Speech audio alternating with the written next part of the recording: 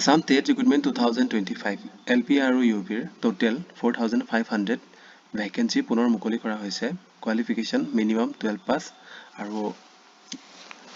online মোডত আবেদন হ'ব starting date আছে ইয়াতে 3 মাৰ্চ 2025 আৰু last date 31st March 2025 okay total vacancies details ইয়াতে আপোনালোকে চাব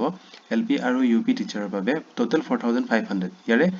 LP আছে 2900 vacancy আৰু UP ৰ বাবে 1600 vacancy okay pay scale ইয়াতে pay went to raised 14000 ৰ পৰা 17000 plus grade pay আৰু বিভিন্ন allowance সমূহ আপোনালোকৰ বাবে available হ'ব next ইয়াতে আপোনালোকে চাব higher secondary senior secondary or its equivalent ৰ বাবে আপোনালোকৰ minimum 50% marks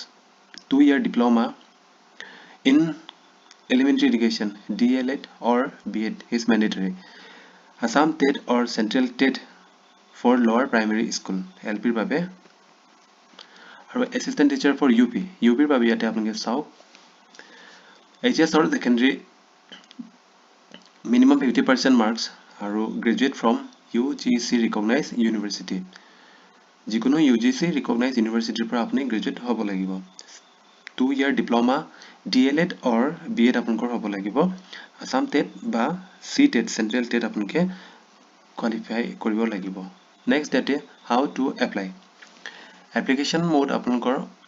online হ'ব আৰু 3rd মাৰ্চৰ পৰা আবেদন হ'ব আৰু অন্তিম ডেট ইয়াতে আপোনাৰ 31st March 2025 okay document কি document আপোনালোকক ইয়াত প্ৰয়োজন হ'ব আবেদন কৰাৰ সময়ত আপোনালোকক copy passport size photo signature লাগিব applicantৰ age proof আপোনালোকে birth certificate বা HSLC admit card দিব লাগিব all educational certificates and mark sheets certificate আৰু mark sheet দুটাই লাগিব এতে Assam TET বা Central TET দুটা ভিতৰত এটা আপুনি কোৱালিফাই কৰিলেও হৈ যাব DLED বা BEd certificate and mark sheet ইয়াতে caste certificate SC ST plain or ST hills OBC MOBC আপোনালোকৰ caste certificate খন প্ৰয়োজন হ'ব আৰু document in support PRC আপোনালোক আসামৰ PRC আপোনালোকক থাকিব লাগিব আপোনালোকৰ candidates with disabilities তেওঁলোকৰ বাবে এক্সট্ৰা আপোনালোকে vacancies থাকিব ইয়াতে NCC only B আৰু C হলে আপোনালোক extra marks পোৱা chance আছে certificate for ex servicemen যদি আপোনালোকে ex servicemen হয় director signing welfare board তেতিয়া হলে আপোনালোকৰ সেইখন certificate লাগিব okay thanks for watching